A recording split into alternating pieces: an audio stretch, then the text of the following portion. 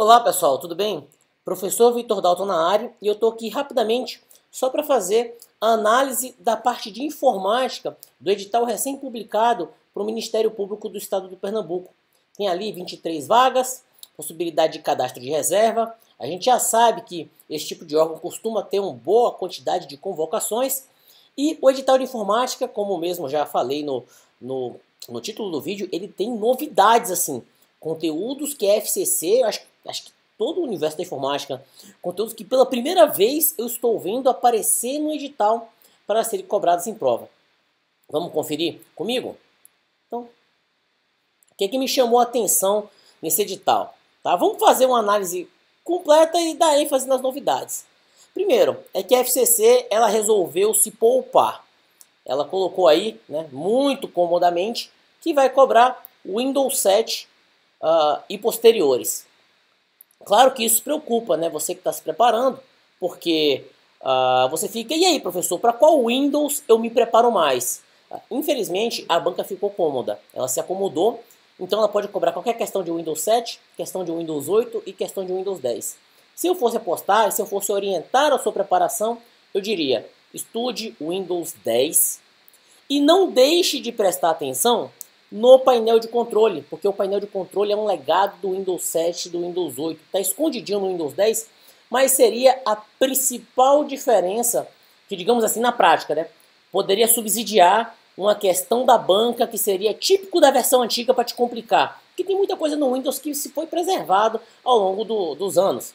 Agora, se tem uma coisa que é típica do Windows 7, por exemplo, e que está escondida no Windows 10 e que a banca poderia fazer um tipo de questão para te pegar, né, que é basicamente caminho de funcionamento da ferramenta, eu digo, estude o Windows 10, mas vá no painel de controle do Windows 10, que é praticamente idêntico, sutis diferença de nome em relação ao Windows 7 e Windows 8, e estude o painel de controle dentro da mecânica que a FCC cobra questões de prova mais difíceis, que é você saber em que local do painel de controle se encontra determinada ferramenta.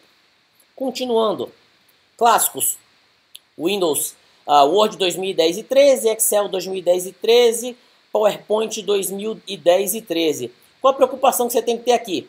Estudar as ferramentas com qualidade, porque você sabe que a FCC não faz questões fáceis de Microsoft Office. Ela faz questões cobrando caminhos ali de ferramentas, questões mais rebuscadas. A FCC gosta de fazer questão no qual ela pede um recurso difícil e que o ideal é que você já saiba onde se encontra o recurso, e ela traz uma alternativa com o caminho correto da ferramenta e outras 4 alternativas mentirosas. Só que são histórias tão bem contadas que se você não sabe do que se trata, você fica perdido nas alternativas.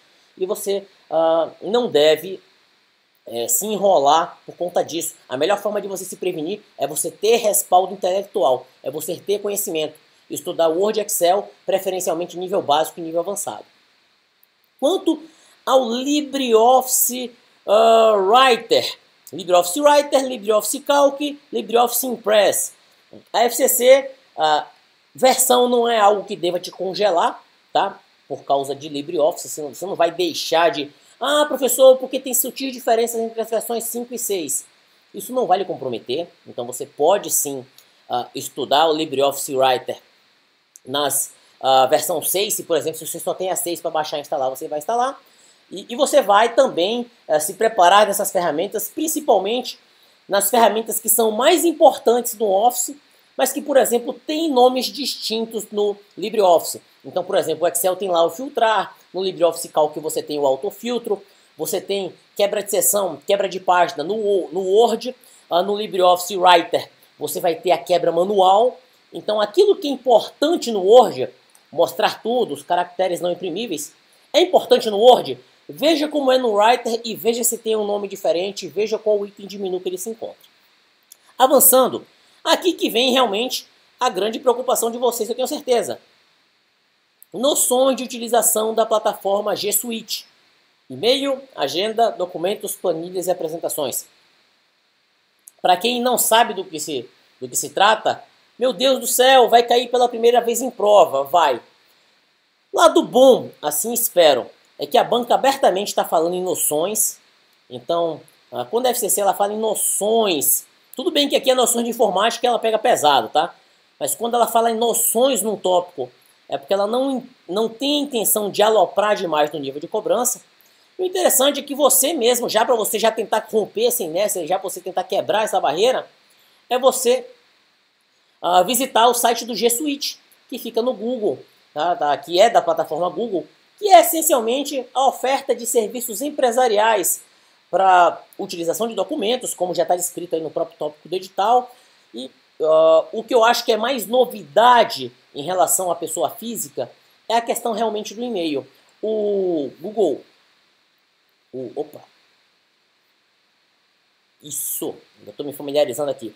O G Suite, ele é a solução empresarial para aquela empresa que vai desenvolver uma conta de e-mail com a sua empresa. Então, ao invés dessa empresa simplesmente ter que desenvolver estrutura de servidores, criar um serviço próprio de e-mail, ela contrata esse tipo de serviço de e-mail que, a rigor, é um serviço de e-mail na nuvem.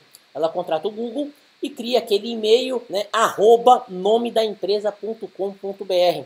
E o G Suite oferece esse serviço é pago e você pode desfrutar não só dos e-mails, mas também dos demais serviços empresariais que foram ilustrados pela banca aí no edital. Então, como temos aqui, deixa eu até voltar o slide, fica mais fácil para mim. Como tem aí, né? Serviço de e-mail, serviço de agenda, documentos, planilhas e apresentações. Essencialmente, né, o GDocs, acrescido do serviço de agenda e do serviço de e-mail. O próprio site do G Suite, que eu indiquei aí para você no slide, vou até passar para o slide seguinte para você rever, ele já tem bastante coisa a título de ajuda, tá? Como noções, existe uma boa possibilidade, uma boa probabilidade de, se você navegar na ajuda do site do G Suite, conhecer ferramenta a ferramenta, de você já conseguir contemplar a questão de prova. Se você quiser reforçar um pouco mais o seu estudo, você pode, tá? O G Suite ele pode ser contratado gratuitamente por 14 dias. Se você for um pouco mais ousado, você cria sua conta, coloca seu cartão de crédito e por 14 dias, antes que você comece a pagar, porque existe um custo por e-mail empresarial, o custo é diretamente proporcional à quantidade de e-mails, você pode, nesses 14 dias, futucar o G Suite e entender os recursos como funcionam. Eles não são complexos, né? É Google. Então é feito para ser simples do usuário conhecer e utilizar. Então se você quiser dar uma futucada sem pagar, né, você vai ter que preencher um cadastro ali, botar até os dados de pagamento, mas você consegue utilizar o G Suite sem pagar, conhecer a ferramenta e aumentar a possibilidade de acertar questões de prova. Continuando. Mas esta, infelizmente, não é a única novidade. Navegadores web é um assunto clássico, você já sabe que tem que estudar. Noções de vírus de computadores e outros tipos de malware. A banca aqui facilitou a sua vida, porque ela limitou o escopo do assunto segurança da informação. Então, basta você estudar na parte de segurança da informação, aquela parte de malwares, você vai estar contemplando muito provavelmente o que a FCC vai cobrar em prova. O estilo da banca é muito clássico de questão de segurança da informação. Ela vai lá, pega um artigo, uma reportagem de algum site, descrevendo o funcionamento de um malware e depois te pergunta qual é esse malware. Estudando ali os 10, 15 mais famosos, a chance sua de acertar a questão de prova ela realmente dispara. Soluções de antivírus. Não é atípico aparecer em edital, mas é algo que até nas aulas de segurança da informação eu já faço questão de descrever. Não só os antivírus, mas como também a mecânica de funcionamento deles. Vamos lá. Kaspersky, o qual eu gosto e recomendo. Avira, Norton, não só antivírus, mas toda aquela questão do Internet Security. Não sei se... Acredito que não seja o foco da questão de prova. Se eu fosse apostar... né, eu não gosto de apostar e quebrar a cara depois. Mas como o tópico é soluções de antivírus, eu me atrevo a... Se você conhecer as principais soluções de antivírus no mercado, você vai lá e acerta a questão de prova. Esse aqui é uma outra novidade interessante. Cara, isso aqui... eu estou até curioso para ver como isso vai ser cobrado em prova. Manuseio de equipamentos de projeção. E aí eu já vou lembrar, né, do clássico Data Show. Você conecta ele no computador, ele vira um dispositivo, ele vira um monitor, um dispositivo de saída dentro do seu computador. Os equipamentos de projeção, basicamente, eles projetam a imagem numa tela e uma especificação técnica interessante deles, óbvio, resolução e quantidade de lumens. O equipamento com maior quantidade de lumens, ele oferece um contraste melhor e ele vai conseguir fazer uma imagem, vai conseguir projetar uma imagem mais viva, mesmo em ambiente de luminosidade ruim. Estou curioso para ver esse tipo de conteúdo ser cobrado em prova. Você vai ter que estudar, mas também acredito que o conteúdo não seja muito complexo. Por fim, noções de hardware.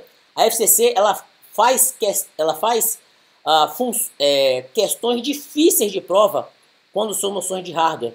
Mas ela aqui, aparentemente, ela, em vez de cobrar hardware como um todo, ela fechou o escopo para falar de função e operação dos periféricos, o que já facilita a sua vida. Ao invés de você ter que estudar processador, CPU, placa-mãe, BIOS, memória, dentre outros, né, barramentos de entrada e saída, ela fechou ali para os periféricos, o que vai facilitar o seu estudo.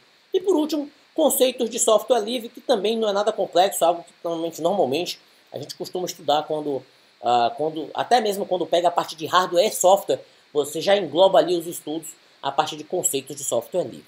Tudo bem? Então, assim, com isso, eu queria só encerro essa avaliação, essa análise bem objetiva, na verdade, do edital do Ministério Público de Pernambuco. Vai estar ali na parte de conhecimentos básicos. Você não sabe ao certo a quantidade de questões de informática que vai aparecer em prova, mas como a parte de conhecimentos básicos está relativamente enxuta, nada, né? Pode aparecer 2 questões, né? TRT São Paulo teve carro que apareceu 2 questões, mas pode aparecer 5. E isso realmente é injusto. Por quê? Porque existe uma boa possibilidade de não serem cobrados todos os assuntos que estão previstos no edital, tá? E quando...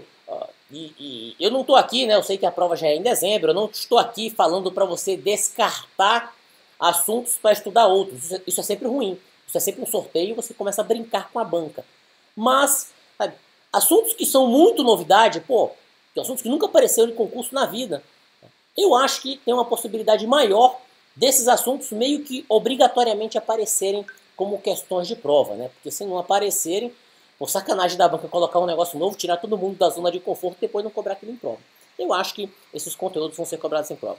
Tudo bem, pessoal? Então, espero aí ter dado uma acalmada e até mesmo uma esclarecida para vocês em relação à informática e desejar realmente força nos estudos, que vocês arrebentem nessa prova do Ministério Público de Pernambuco e que façam a melhor prova possível, não só em informática, mas também em todas as outras matérias. Você tem que se organizar em todas as matérias para você ter um excelente desempenho nessa prova e conseguir a sua convocação para o Ministério Público do Estado de Pernambuco. É isso aí, pessoal. Um grande abraço e sigamos nos estudos.